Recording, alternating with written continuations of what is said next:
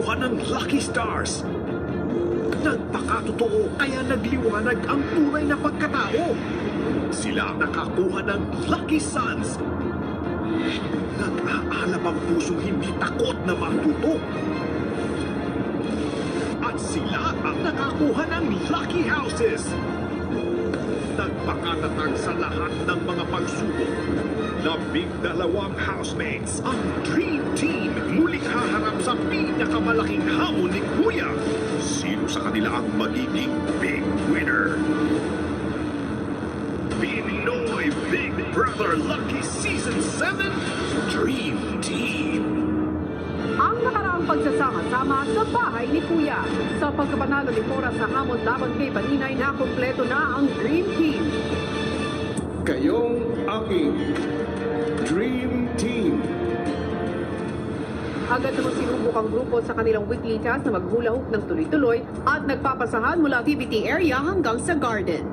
Kasi nakuha natin ng aking nagsimula. Everyone was Kasi tired. Has nothing to do with the fact that you started naman. Bakit natin sinasabing magkakamali kami? Naniniwala tuloy kami na nagkakamali kami. Mapagtagumpayan pa kaya ng Dream Team ang kanilang task kahit may mga personal na banggaan? Anong mga bagong samahan ang mabubuo sa grupo? At ano ang darating na hamon sa pagpasok ng bagong linggo? Abangan ang lahat ng yan sa Dream Team ng Pinoy Big Brother Lucky Season 7. Sa pagsisimula ng araw ng weekly task performance, kinamusta ni Kuya ang leaders. Kumusta na ang pinitas? Naging open din naman po yung discussion kagabi kung gusto pong baguhin ng alternating or ibahin pa po yung position, pero since naging komportable na po lahat kung saan sila nakapwesto, yun na rin din po ang susundin namin. Nakabuo na ba kayo ng isang diretsyon pasap? With maybe one mistake, but not complete. So wala pa? Wala pa po. Bago magsimula ang practice, nagsalita muna ang leaders. Let's value ourselves being part of the Dream Team. We are not an ordinary housemates anymore. Ilagay lang natin sa puso at isip natin yung pagiging responsable natin bilang miyembro ng Dream Team. Yun lang siguro yung pinaka-effective way na pwede natin gawin ngayon. Yung pagiging Dream Team, ako personally talagang binavalue ko yun and gusto ko rin maramdaman ng bawat housemate yun. Sige, let's practice. Ito sa loob. Talog muna tayo. Practice. One line. One line. Maglabas mo. 1, 2, 3, go. 1, 2, 3, 4, 5, 6, 7. Ang kailangan na po namin umpisahan talaga is kung paano po namin maipapasa yung hula hoop mula sa umpisa hanggang sa huli po. Sayaw yung.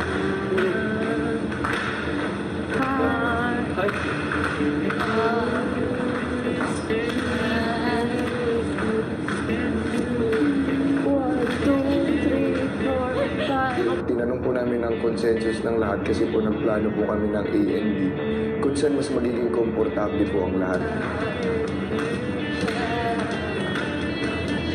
Bilang Dream Team, Kuya, dapat talaga gawin namin lahat. At alam ko naman, Kuya, na alam nila yon.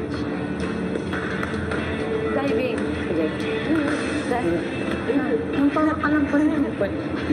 Dapat may pakita namin sa inyo na kung kinaya namin mapunta sa Dream Team, kakayanin pa rin namin. Dapat, kahit anong pagsubok na darating. Of course, we would try our very best. We'll practice. We'll put our best foot forward to win the challenge. But that's not the most important thing for us. Okay na, your technique. Galing mo naman. The most important thing for us is to be a family, not to blame anyone for their mistakes. This is what makes us a dream team, that we're one, and we work as one, and we're gonna continue to grow as one.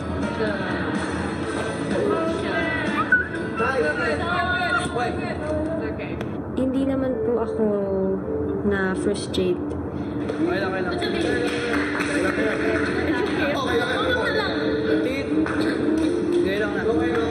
Inisip ko na lang po na hindi namin makukuha agad-agad to.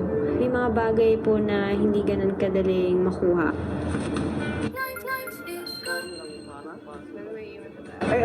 clockwise. Diyan ka sa... Sige, labas. Straight mo na lang. Counter ka lang. Puspusan po yung practice namin kanina umaga.